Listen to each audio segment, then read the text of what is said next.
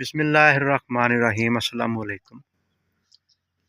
ਅਮੂਮਨ ਸਾਡੀ ਮਕਈ ਜਦੋਂ ਫੁੱਟ 1.5 ਫੁੱਟ ਤੇ ਜਾਂਦੀ ਹੈ ਨਾ, ਤੇ ਇਹਦੇ ਤੇ ਕਾਫੀ ਸਾਰੇ ਪ੍ਰੋਬਲਮ ਜਿਹੜੇ ਆ ਨਾ, ਕਿਉਂਕਿ ਟੈਂਪਰੇਚਰ ਤੇ ਮੈਟਰ ਕਰਦਾ। ਜਦੋਂ ਟੈਂਪਰੇਚਰ ਯਕਦਮ ਹਾਈ ਤੋਂ ਲੋ ਹੋ ਜਾਂਦਾ ਨਾ, ਜਿਸ ਤਰ੍ਹਾਂ ਜਿਹੜੇ ਮੌਜੂਦਾ ਦਿਨ, ਤੇ ਫਿਰ ਕਾਫੀ ਸਾਰੇ ਪ੍ਰੋਬਲਮ ਜਿਹੜੇ ਆ ਨਾ, ਕਿਉਂਕਿ ਨਾਜ਼ੁਕ ਜੀ ਫਸਲ ਆ ਤੇ ਇਹਦੇ ਤੇ ਆ ਜਾਂਦੇ ਆ।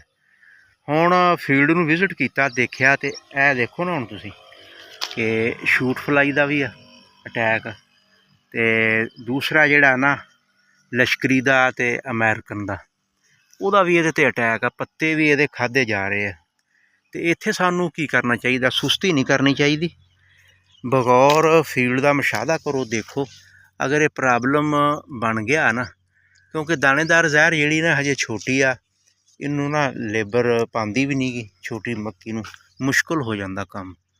ਜਦੋਂ ਇੱਦਾਂ ਦਾ ਪ੍ਰੋਬਲਮ ਹੋਵੇ ਤੇ ਫਿਰ ਫਾਰਮਰ ਨੂੰ ਕੀ ਕਰਨਾ ਚਾਹੀਦਾ? ਅੱਛਾ, ਇੱਕ ਤਾਂ ਤੁਸੀਂ ਨਾ ਐਮਾਮੈਕਟਨ ਤੇ ਲੀਵਫਰਾਨ, ਇਹ ਲਸ਼ਕਰੀ ਤੋਂ ਬਚਾਉਣਾ ਅਸੀਂ ਇਹਨੂੰ। ਇਹ ਤਕਰੀਬਨ 200 ml, ਜ਼ਿਆਦਾ ਡੋਜ਼ ਨਹੀਂ ਦੇਣੀ, ਕਿਉਂਕਿ ਸਭ ਤੋਂ ਨਾਜ਼ੁਕ ਪੌਦਾ ਮੱਕੀ ਦਾ ਹੀ ਹੁੰਦਾ। ਜ਼ਿਆਦਾ ਦਿਆਂਗੇ ਤਾਂ ਸਟਰੈਸ ਆ ਜਾਏਗੀ, ਬਰਨਿੰਗ ਹੋ ਜਾਏਗੀ।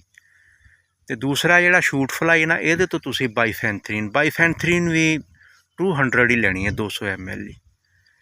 ਇਹਦੇ ਤੁਸੀਂ ਨਾ 1 ਕਿੱਲੇ ਤੇ 4 ਤੋਂ 5 ਟੈਂਕੀਆਂ ਜਿਹੜੀਆਂ ਨਾ, ਇਸ ਦਾ ਤੁਸੀਂ ਛਿੜਕਾਓ ਕਰੋ।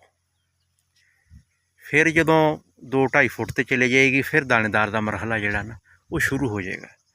ਫਿਰ ਦਾਣੇਦਾਰ ਪਏਗੀ। ਫਿਲਹਾਲ ਜਿਹੜਾ ਨਾ ਉਹ ਅਸੀਂ ਇਹਨੂੰ ਬਚਾਉਣਾ ਵਾ ਐਜ਼ ਏ ਸਪਰੇਅ ਦੇ ਜ਼ਰੀਏ।